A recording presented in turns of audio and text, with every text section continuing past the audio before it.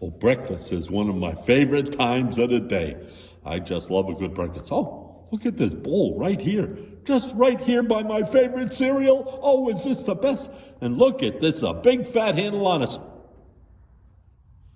That doesn't look like a spoon.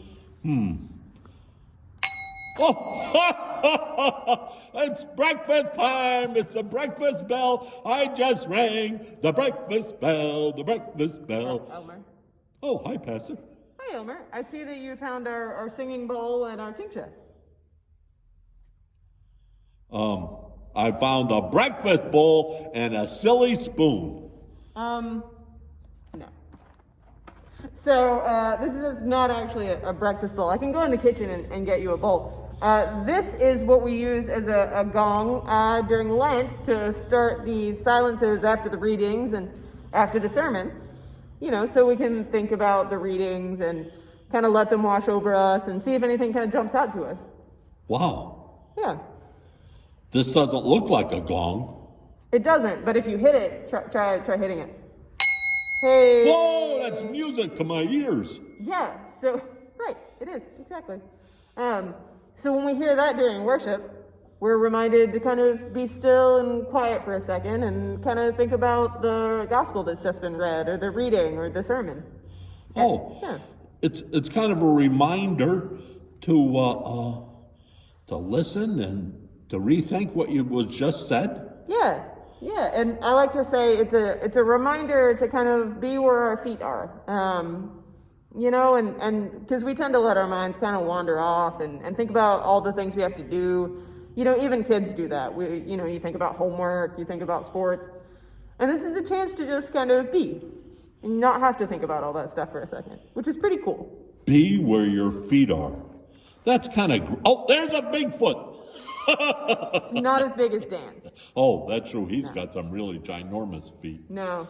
And then when the silence is over, it usually lasts about 30 seconds online, and it usually lasts about a minute when we're in person.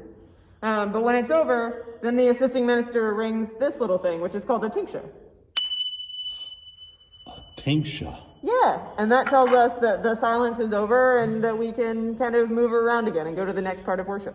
So, can we, reread the scripture during that time? Yeah, if you can read, you can reread the scripture. Can we say little prayers during that time? You could say little prayers during that time. Kind of whatever you want to do, kind of related to church or even kind of just centering yourself and kind of getting your head around everything. Well, it's kind of nice to just be quiet for a little bit. Yeah, I like that too. You know, I think as people get older, they start to appreciate that more. I know when I was a kid, I maybe didn't appreciate silence as much. How about you, Elmer? Yeah, when I was just a little puppet, I was always talking. Me, I just talk a lot. Yeah. So it's kind of nice to be quiet. Yeah, it kind of is. So yeah, we'll read the scripture lesson, and then usually the assisting minister rings the gong. Go ahead. Oh, that was my cue. That was your cue. And then we kind of sit. And we can, like we said, we can reread. We can find things that really jump out to us. Or we can just sit and be quiet for a second and kind of relax. And then, after the silence is over,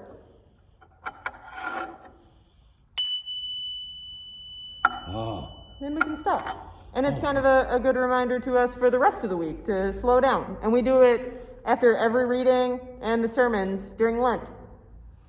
Wow. Do you do it at any other times of the year? We can, but we usually don't. We usually save it for Lent, because Lent is a good time to remember to kind of slow down and focus on God more. Wow. I guess we really learned something today. And now, kids, it's okay to be quiet sometimes and to be grateful for everything you got. Yep. And it's kind of special that you have a spoon that looks like this.